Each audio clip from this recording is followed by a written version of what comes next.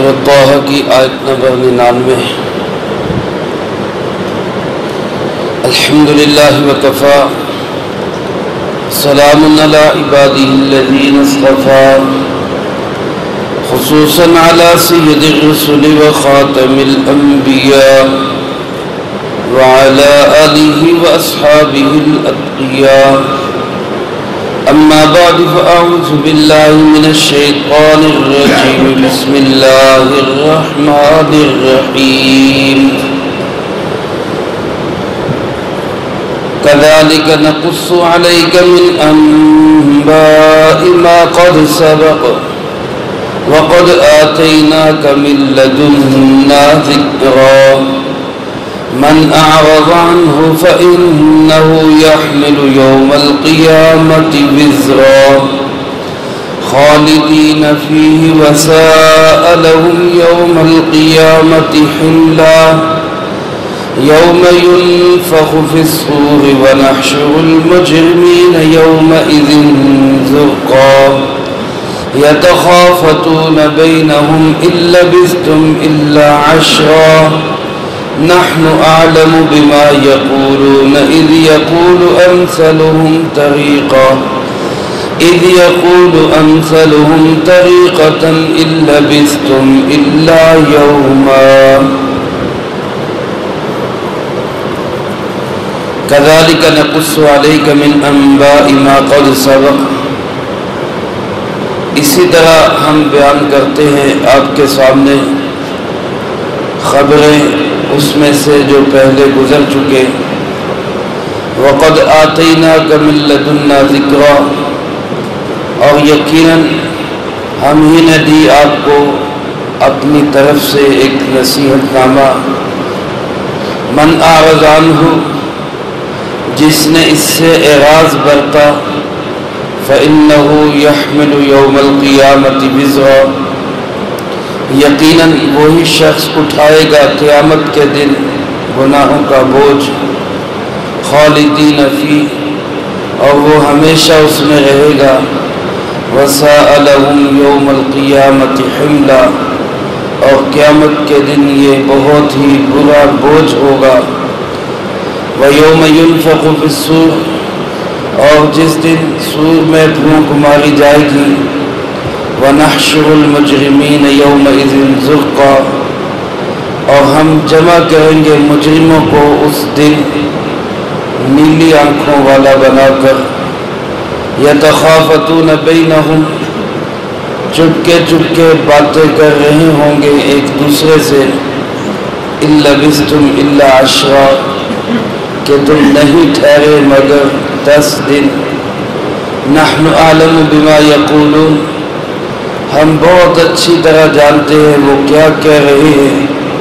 اذ یقول امثلهم طریقہ، جب ان میں سے زیادہ سمجھدار یہ کہے گا۔ ان لبثتم الا یوما، نہیں تم ٹھہرے مگر ایک دن۔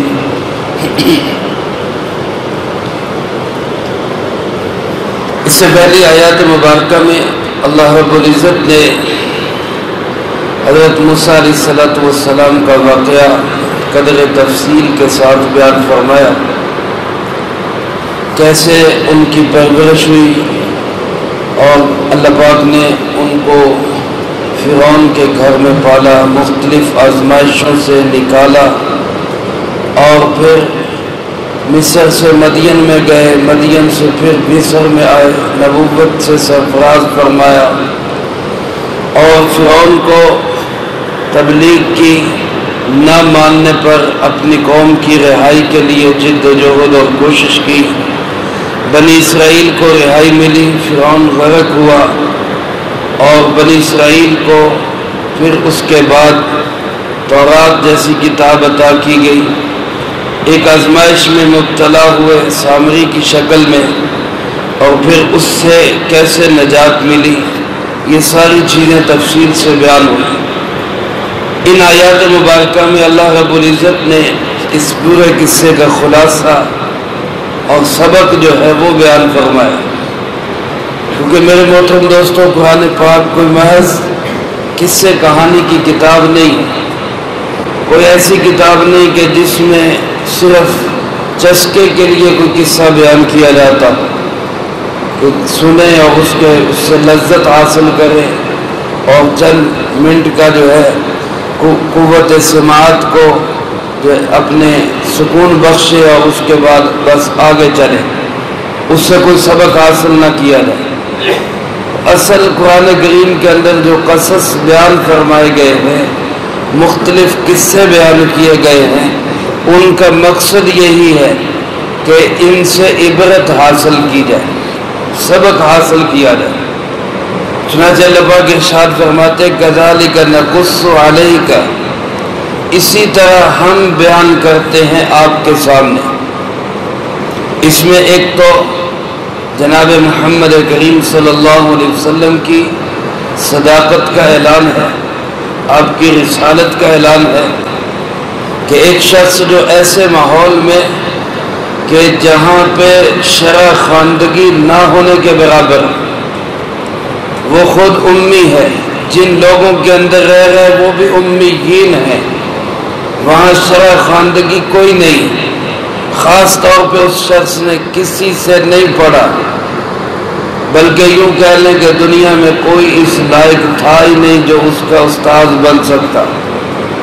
اب 40 سال کے بعد ایک دم اس کی زبان سے صدیوں پہلے کے قصے، سالوں پہلے کے قصے، زمانوں پہلوں کے قصے بالکل ٹھیک ٹھیک ادا ہو رہے، تو یہ دلیل ہے اس بات کی کہ وہ خود سے کچھ نہیں کہہ رہا، کسی کے بیان کرنے سے بتا رہا، اور وہ بیان کرنے والا کون ہے؟ وہ اللہ رب العالمین۔ اگر یہ قصے غلط ہے تو ان کو غلط ثابت کیا جائے، اور اگر یہ قصے صحیح ہیں تو ایسے قصے کوئی اور کیوں نہیں بیان کر پا رہا؟ آپ صلی اللہ علیہ وسلم کا ہی ان قصوں کو بیان کرنا یہ اس بات کی دلیل ہے کہ آپ واقعی اللہ کے رسول ہیں۔ فرمایا کذالک نقص علیک، ہم یہ قصے آپ کو بیان کر کے سناتے ہیں، من انباء ما قد سبق، ان چیزوں کی خبریں، ان زمانوں کی خبریں، ان لوگوں کی خبریں جو گزر چکے، جن کو گزرے بھی زمانے بیت گئے، اور کوئی اس کی قصے کتابیں نہیں ہیں، کوئی وہاں پہ کوئی ریکارڈ محفوظ نہیں ہے، کوئی کسی اور انداز سے ان قصوں کو محفوظ نہیں بنایا گیا، وہ ناپید ہو چکے، لوگوں کی سینوں سے مٹ چکے۔ اب رسول اللہ صلی اللہ علیہ وسلم ایسے قصے بیان فرما رہے اور 100% سچ بیان فرما رہے، تو یہ آپ صلی اللہ علیہ وسلم کی نبوت کی واضح ترین دلیل ہے۔ اور پھر ان قصوں کا ایک سبق تو یہ کہ آپ اللہ کے نبی اور رسول، تو جیسے یہ قصے ہم نے آپ کو بیان کیے، وَقَدْ آتَيْنَاكَ مِن لَدُنَّا ذِكْرًا، یقیناً ہم نے آپ کو اپنی طرف سے ایک نصیحت نامہ بھی عطا کیا، ہم نے آپ کو اپنی طرف سے ذکر عطا کیا۔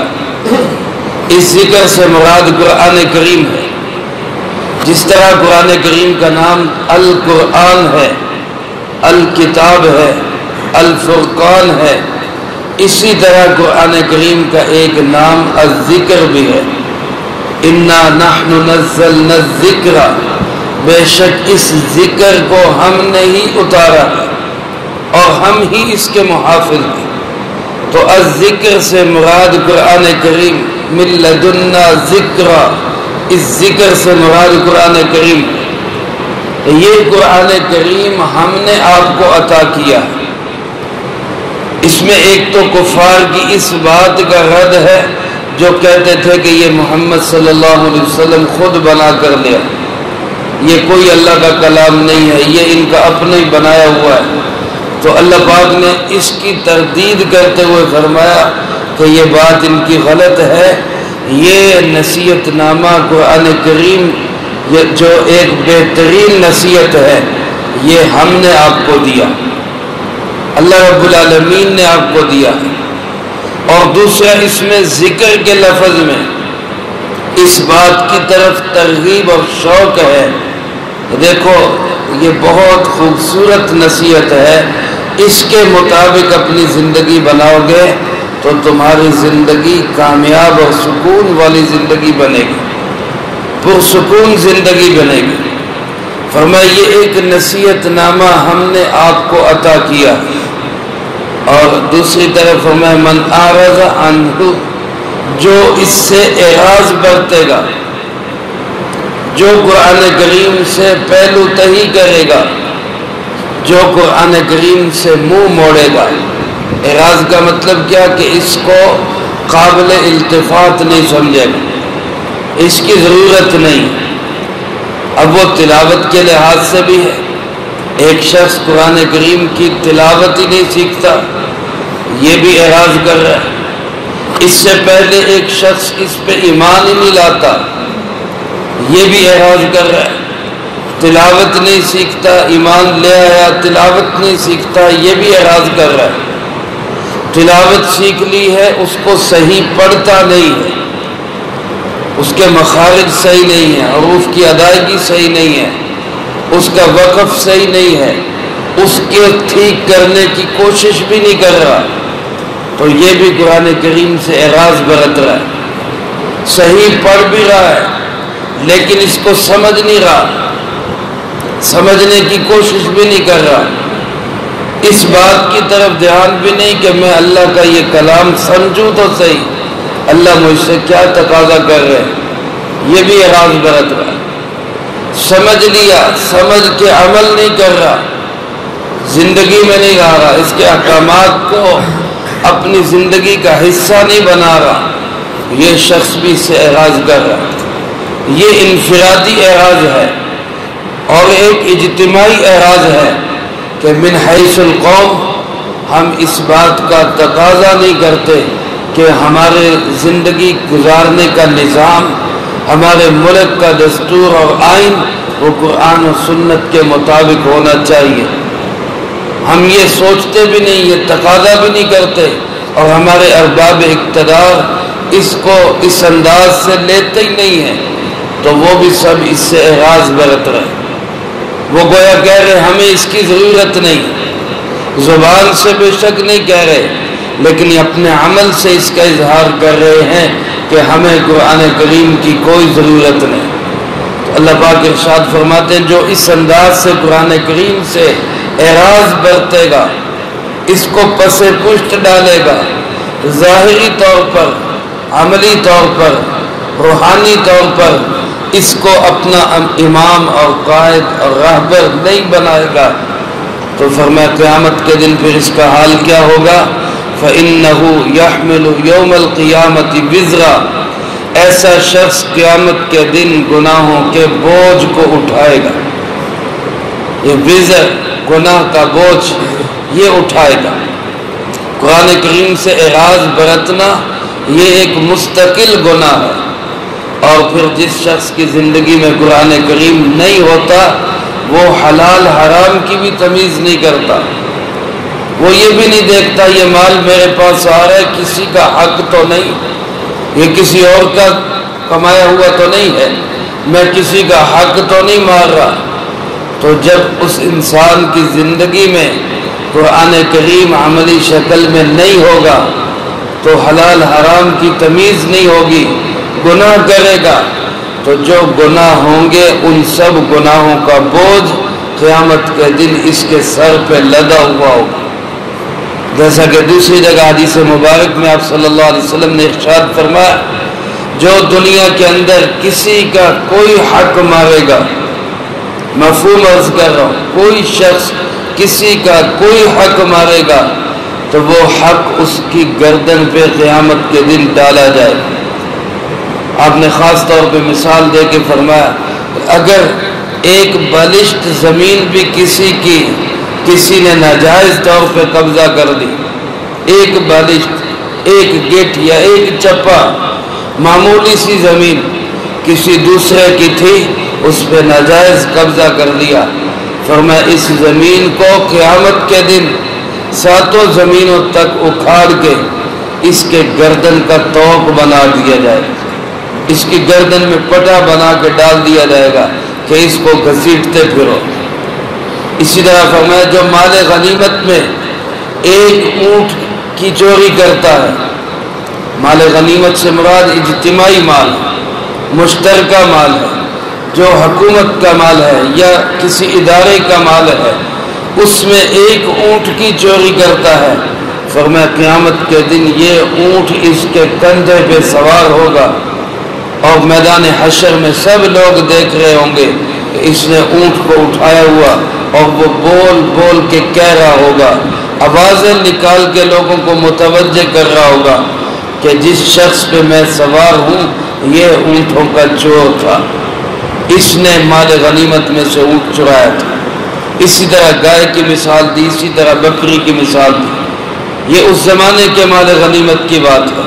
آج اگر انسان زمینیں ہڑپ کرتا ہے، اشیاء ہڑپ کرتا ہے، وہ آج کی چیزوں کو سوچے، قیامت کے دن وہ ان چیزوں کو اٹھائے پھرے گا تو کیا حال ہوگا، اس دن اس کا کیا حال ہوگا۔ تو اللہ پاک فرماتے جو قرآن کریم سے اعراض برتے گا، قیامت کے دن اس کو وہ بوجھ اٹھانے پڑیں گے جو قرآن سے روح گردانی کی وجہ سے اس کے سر پہ لادے گئے ہوں، اور ان بوجھوں کے اندر فرمایا خالدین فیہا، خالدین فی، یہ ان بوجھوں میں مسلسل رہے گا، اس کو اس بوجھ سے نکلنے کا کوئی راستہ نہیں ملے گا۔ کیسے نکل سکتا ہے؟ حق والوں کو اس کا حق ادا کرے گا، نیکیاں دے گا تو نیکیاں ختم ہو جائیں گی، حق والے کھڑے ہوں گے، پھر ان کے گناہ اپنے سر لے گا تو گناہ جو ہے وہ پہاڑوں کے برابر جب ہوں گے اور سر پہ سوار ہوں گے، گردن پہ سوار ہوں گے، تو کیسے ان کے بوجھ سے یہ شخص نکل سکے گا؟ فرمایا خالدین فی، اس کو پھر مسلسل اور ہمیشہ اس کے بوجھ تلے دب کے رہنا پڑے گا۔ اور اللہ فرماتے وَسَاءَ لَهُمْ يَوْمَ الْقِيَامَةِ حِمْلًا، قیامت کے دن یہ بوجھ سب سے برا بوجھ ہوگا، یہ بوجھ سب سے برا بوجھ ہوگا۔ وزر کہتے گناہ کے بوجھ کو، اور حمل کہتے ہیں کسی بھی بوجھ کو جو انسان نے کوئی بھی اٹھایا ہو۔ تو اللہ فرماتے گناہ کے بوجھ ان پہ ایسے لدے ہوں گے کہ مختلف قسم کے بوجھوں میں سب سے برا بھاری بوجھ یہ گناہ کا بوجھ ہوگا جو اس نے اٹھایا ہوا۔ اس لیے میرے محترم دوستو، اپنے معاملات کو قرآن کریم کی روشنی میں، شریعت کی روشنی میں ہمیشہ صاف ستھرا اور سیٹ رکھنا چاہیے۔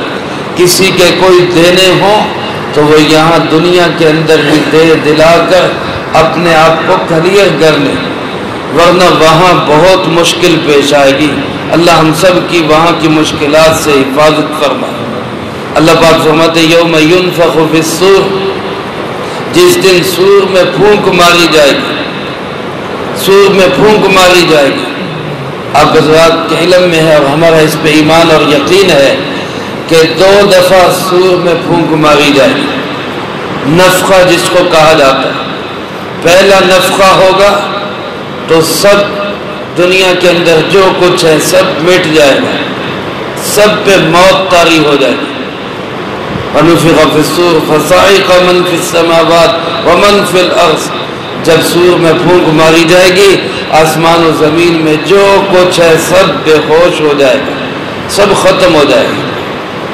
اور پھر دوسرا نفخہ ہوگا، اس کے درمیان میں روایات میں آتا ہے 40 کا فاصلہ ہے، وہ 40 دن ہیں، مہینے ہیں، سال ہے، اللہ بہتر جانتا ہے ان کی طوالت کتنی ہے، کتنا لمبا عرصہ ہوگا، اللہ اس کو بہتر جانتا ہے۔ اس کے بعد پھر دوسری دفعہ سور میں پھونک ماری جائے گی، وَنُفِخَ فِي الصُّورِ فَإِذَا هُمْ قِيَامٌ يَنظُرُونَ، سور میں پھونک ماری جائے گی، سب کھڑے ہو کر حیران ہو کر دائیں بائیں دیکھنے لگیں گے، یہ کیا ہوگا، یہ کیا ہوگا۔ تو یہ 2 نفخے ہوں گے۔ یہاں جس نفخے کا تذکرہ ہے یہ بھی دوسرا نفخہ ہے۔ ایک صحابی فرماتے ایک شخص دیہات کا رہنے والا آیا اور اس نے پوچھا اللہ کے محبوب یہ سور کیا چیز ہے جس میں پھونک ماری جائے گی، یہ سور کیا چیز ہے؟ تو آپ نے ارشاد فرمایا کہ یہ سینگ نما کوئی شکل ہے، سینگ نما کوئی چیز ہے جس کو حضرت اسرافیل علیہ السلام اپنے منہ میں لیے ہوئے انتظار میں بیٹھے ہیں کہ کب اللہ کا حکم آئے اور میں اس میں پھونک مار دوں، کب اللہ کا حکم آئے اور میں اس میں پھونک مار دوں۔ ایک موقع پہ کسی نے عرض کی، اللہ کے محبوب آپ صلی اللہ علیہ وسلم کو کبھی کھل کھلا کے ہنستے ہوئے بہت زیادہ نہیں دیکھا گیا۔ ہمارے پیارے آقا جناب نبی پاک صلی اللہ علیہ وسلم وہ ہمیشہ مسکراتے تھے، کبھی کبھار کچھ موقعوں پہ آپ کے دندان مبارک کھلے، کہکا آپ نے ساری زندگی میں کبھی نہیں لگایا، آواز کے ساتھ اونچی آواز سے آپ ہنسے ہوں ایسا نہیں ہوا کبھی۔ تو کسی نے عرض کیا آپ کو ایسے کھل کھلا کہ کبھی ہنستے نہیں دیکھا گیا۔ آپ نے فرمایا میں کیسے ایسے خوشی کے ساتھ اور کھل کھلا کے ہنس سکتا ہوں جبکہ مجھے نظر آ رہا ہے کہ اسرافیل علیہ السلام سور منہ میں ڈالے انتظار میں بیٹھے ہیں کہ کب بگل بجا دوں، کب آخرت کا سائرن بجا دوں۔ تو جس پہ ایسا فکر مندی کا بوجھ ہو وہ کیسے کھل کھلا کے ہنس سکتا ہے؟ اور آپ نے فرمایا کہ اس کی ایک سائیڈ تو اسرافیل علیہ السلام کے منہ کے اندر جیسے سینگ کی ایک سائیڈ باریک ہوتی ہے اور دوسری سائیڈ پہ اس کا منہ اتنا کھلا ہے کہ ساتوں آسمان ساتوں زمین اس کے سامنے ایک معمولی سے چھلے کی حیثیت رکھتے ہیں، معمولی سی بال کی حیثیت رکھتے ہیں۔ سمجھانے کے لیے عرض کر فرمایا جب اس میں پھونک ماریں گے تو ساتوں آسمان و زمین ایسے اڑیں گے جیسے یہ روئی کے گالے۔ تو فرمایا جب یہ سور میں پھونک ماری جائے گی تو وَنَحْشُرُ الْمُجْرِمِينَ، اس دن سب کو ہم جمع کریں گے، سب انسان اکٹھے ہوں گے۔ خاص طور پہ فرمایا مجرموں کا حشر ایسے ہوگا کہ زرقا، ان کی آنکھیں کیری آنکھیں ہوں گی، نیلی آنکھیں ہوں گی۔ عرب کے ہاں نیلی آنکھوں والوں کو اچھا نہیں سمجھا جاتا، بدنمائی کی علامت ہے، بدصورتی کی علامت ہے۔ خاص طور پہ آنکھیں نیلی ہو اور رنگ چہرے کا کالا ہو تو شکل اور بھی کوجی ہو جاتی ہے اور بھی ڈراؤنی لگنے لگ جاتی ہے۔ تو قیامت کے دن مجرموں کے چہروں کے رنگ تو ویسے سڑے اور کالے ہوئے ہوں گے۔ وجوہ یومئذ علیہا غبرہ ترہقہا قترہ، ایسے چہرے جن پہ گرد و غبار پڑا ہوگا، ذلت و رسوائی چھائی ہوگی۔ اولئک ھم الکفرۃ الفجرہ، یہ کافر اور مجرم اور گناہگار چہرے ہوں گے۔ اس کے مقابلے میں وجوہ یومئذ مسفرہ، کچھ چہرے خوشی سے تر و تازہ اور چمک رہے ہوں گے۔ وجوہ یومئذ ناظرہ الی ربہا ناظرہ، کچھ چہرے خوش و خرم فریش ہوں گے، اپنے رب کو دیکھ رہے ہوں گے۔ یہ ایمان والے چہرے۔ تو یہ جو کافروں کے چہرے ہیں کالے اور سڑے ہوئے اور اوپر سے آنکھیں نیلی، تو وہ خوفناک اور ڈراؤنی شکلیں بن جائیں۔ اللہ پاک فرماتے ہیں ہم اس طرح ان کو وہاں قیامت کے دن اٹھائیں گے۔ یتخافتون بینہم، اور پھر آپس میں خسر پھسر کریں گے، چپکے چپکے کہیں گے۔ اتنا طویل اور لمبا عرصہ گزارنے والے بھی کیا کہیں گے؟ إِن لَبِثْتُمْ إِلَّا عَشْرًا، اور ہم تو لگتا ہے بس 10 دن ہی ٹھہرے۔ صدیاں بیت گئی ہیں، لوگ قبروں میں پڑے ہوئے، صدیاں بیت گئی، آگے پتہ نہیں کتنا عرصہ گزرے گا قبروں میں پڑے ہوئے۔ یہ جو ہزاروں سالوں سے قبروں میں پڑے ہوئے یہ بھی جب اٹھیں گے تو کیا کہیں گے کہ لگتا یوں ہی ہے کہ بس 10 کے دن کی زندگی گزاری ہے، وہ 10 کے دن ٹھہرے ہیں بس۔